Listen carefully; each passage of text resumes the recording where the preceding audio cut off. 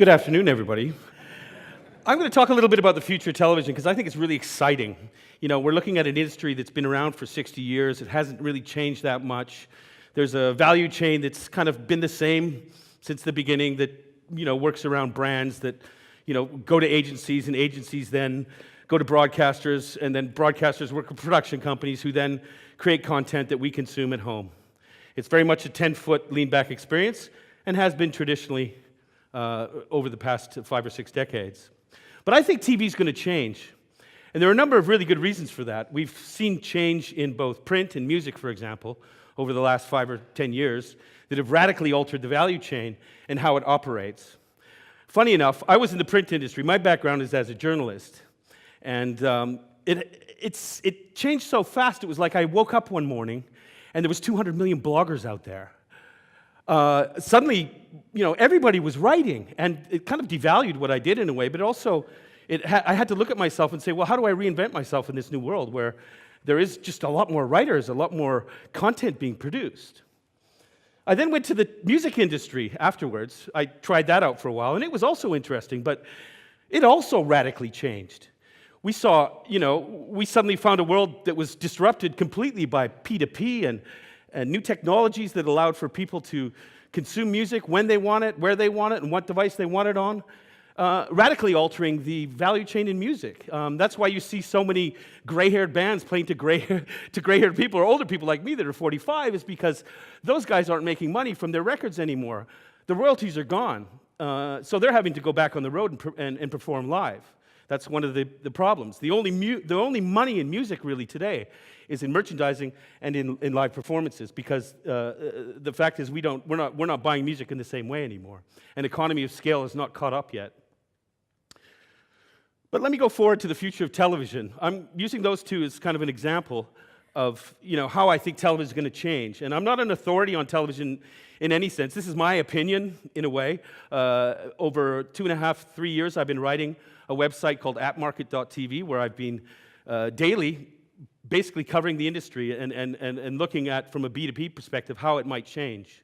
So I've done a lot of writing and a lot of research over the years, and we have some new terminology in our lexicon in the TV world, like social TV and transmedia and second screening, and we're having to change our own language to keep up with the way technology is changing. Now, I grew up without a TV, really, essentially till I was 14. My father was kind of a pragmatic, Dutch immigrant who didn't actually believe in television. It was the 60s, that kind of thing. And, I mean, that's not me and that's not my family, and we didn't sit around the fireplace and happily chat all day. But, we played games, we did things, we interacted, we had this really rich, I had a really rich growing up in many ways in that respect. We weren't all sitting around the TV with visual Ritalin. That's what I call TV sometimes. It is, when I talk about the lean-back, 10-foot experience, that's what TV kind of is in a way. I mean, there are, certainly we learn a lot from television, we enjoy it, but it is very unidirectional. It is very one way. And it is a concept that many people have a problem getting around, is that TV might change. It could change, because we're so used to that. And if I had an iPhone, I'd pull it out right now, but I don't, and say, remember when this was just used for phone calls? We are using devices in different ways, and I honestly believe that TV is going to change. And there are many good indicators, and many companies working in this space now, and broadcasters, entrepreneurs, people willing to take risks. It is changing. The big walls of the TV industry are coming down. TV programs were made by decisions by people in Hollywood or Hilversum in small rooms that, they fed us what we think should be watched, rather than, us feeding them what they think they should deliver to us. So TV is becoming more interactive and more social today in many new ways. Here you can see, this is kind of like my family in a way. We have a couple of iPads now, and they're actually communicating, they're doing different things, they're multitasking, they're playing along with shows, they're, and the way we're consuming television, and I think you'll see by some of the statistics I provide in further slides from Nielsen and other parties, is changing.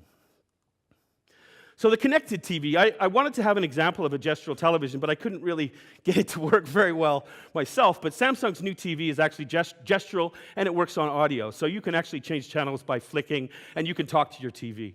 And it recognizes you as, when you sit in front of it, as being the person who has control in a way. So I guess the center position in the couch is now, it's not the remote anymore. It's like, I'm here, the camera's facing me. Yeah, I've got control now. So things are, we're looking at television. Certainly companies are looking at television in new, unique ways, how we interact with it. So the pace of change, I'm just going to pick a couple out of here, but you can see the timeline here. We're kind of working on Moore's Law in terms of innovation. It's rapidly changing the world we live in. TV took 13 years to reach 50 million viewers. iPhone applications hit 1 billion in 9 months. So if you're expecting that the lean-back 10-foot experience is going to be is solidified in cement as the way we consume television, think again. So here's some stats that I pulled out from App Market. 87% of US smartphones and 88% of tablet owners use it while watching TV. Wow. Not all of them are engaging with television. Actually, a lot of them are doing email and getting away from commercials, I think most people would agree. 62% of TV viewers pick up the phone as soon as TV advertising break starts. Now, that's an interesting statistic, and I'll tell you why. Because when I talked about that value chain of brands working with agencies, spending $200 billion globally, by the way, of a $500 billion industry, they traditionally bank on large audiences, and they bank on the fact that we're going to watch those 30-second commercials. Well, this kind of behavior indicates that people aren't really watching those commercials anymore. And the last 10 million audience in the United States for anything other than football was in 1999 with Friends. So they don't have those mass audiences anymore. And clearly, consumer behavior is changing, and they're actually doing other things when commercials come on. So that's creating a trigger and a very big threat to the way the current value chain works. How is content going to be funded if we can't do this? How are we going to make this work? And I can almost feel them trembling sometimes in the broadcast world because they've already seen what happened in music, and they've already seen what happened in print. And now they're seeing, the horizon of their own industry as being a little bit under threat. And the brands themselves, Red Bull, they don't buy 30-second spots, even though they have more than enough money to. You know what? They create their own content. It's called branded content. They actually created a whole lifestyle around their product, and they sell over 1,000 episodes. So now we have brands selling content? That's strange. There's also some companies like Endemol, you probably maybe heard of because you're Dutch, or Fremantle, and another company called All3 Media in the UK, who are also experimenting. These are production companies who create a lot of content that we watch, but they're faceless, they're nameless. We don't know them like we know the person who produces the music. They're just sort of the nobodies, the things that fly by at the end of the scene of the film or the TV show. These companies are now going direct to consumer. They're building applications, All3 Media in the case of the UK, on Google TV. So you know what? People can go to their Google TV application store, and they can watch the best of British television, and they can pay the producer direct. So then we're really in a situation where we have an artist-to-fan relationship, which is the big buzzword in the music industry. Artist to fan, artist to fan, artist to fan. That whole value chain in music that used to be the artist, manager, promoter, record label, everybody else between the person who creates the intellectual property and the person who consumes it has all but disappeared. Lady Gaga doesn't need Ticketmaster to sell her tickets when she has 14 million followers on Facebook. That's the new dynamic. And in a way, it is, to me, it's about democratization in a way. Typically in the broadcast industry, they talk about disruption. I call it democratization. I call it breaking the walls down. I call it, technology has allowed us to not only create content easier, but we also have new channels to get that content to new viewers. So I'm going to explain this rather quickly because I'm running out of time, but this is sort of how I envision this new world. The television is the center. The television will not, smart TV is an oxymoron. I think it will remain dumb. I think the iPad will become the central device for discovery and dissemination, or whatever touchscreen device. It's very easy to find something you like on your iPad and flick it to your television. That's the new technology. That's what's working. That's what's coming down the road. So we have communicate, people talking to each other, T-VoIP. We have what I call social TV, a very common word, where how content is found and how it's disseminated amongst your friends, your Facebook graph, and those sorts of things. We have context. I love context. I don't know how many of you have actually got up from your TV and gone to your computer and said, oh, who's in that movie?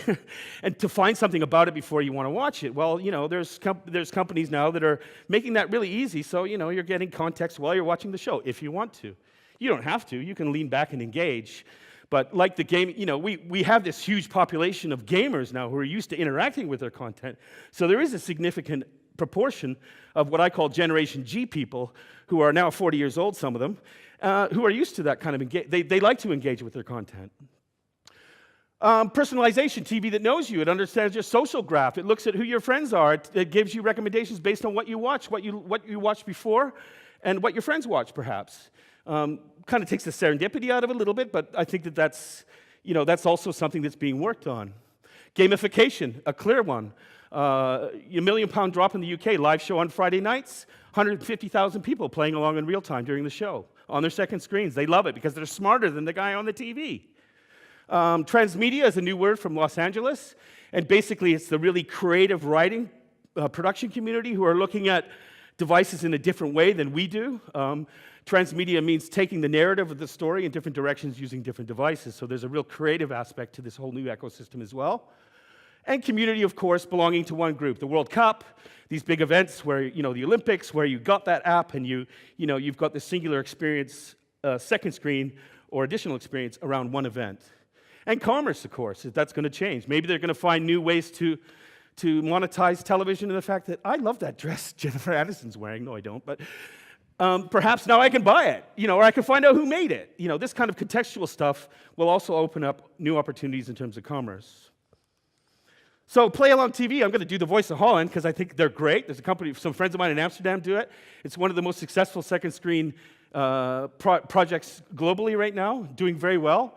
It's a 24/7 pre-show gameplay. You can actually hear the artist before the show and make your decision like the judges do. And they had 650,000 downloads last season. That's pretty good for a little country like Holland. TV with context on the second screen. ZBox in the UK, they are actually using metadata, and they're extracting keywords from the actual real live stream of television and creating keywords that you can click on and find out what's being said about that word on Twitter or on Wikipedia or other sources. So it's automatically providing that context. And of course, sports is a natural. Fantasy leagues and betting. We're going to see more of that. There is now second screen betting in the UK. And the social program guide that goes backwards. Imagine if you could, have your EPG on the screen and you could say, well, I don't want to watch that. I want to watch what was on before. Well, actually, you can do that now. In the UK, they're experimenting with that technology. So it is television that's stored in the cloud and available immediately almost. And I just want to go a little bit into direct democracy because the Dutch elections were really great this year. The second screen technology was not only used to allow the viewers to vote on who won the debates, but those votes were the ones that counted. RTL decided to use those votes as the ones that reflected the actual outcome of the debates, which when I told an American at New York Times recently, he was absolutely blown away. The fact that we have come that far in Holland and that we are taking these kinds of challenges and these kinds of risks and actually executing them. And the three debates were powered by the second screen. There was a mixture of fear and excitement, and the predictions were better than the official polls. There you go. So the journey to TV everywhere. TV you want to watch, when you want to watch it, on what device you want to watch it on. It's going to be the reduction of artificial scarcity, which is what an electronic program guide or what programming does. It tells us we have to be there to watch this or watch that. I mean, for live events, that's natural, but for everything else, it won't matter in 5 years. You can watch whatever you want. And setting TV free like the music industry. TV on demand in the future will be pulled, and it won't be pushed. Thank you very much.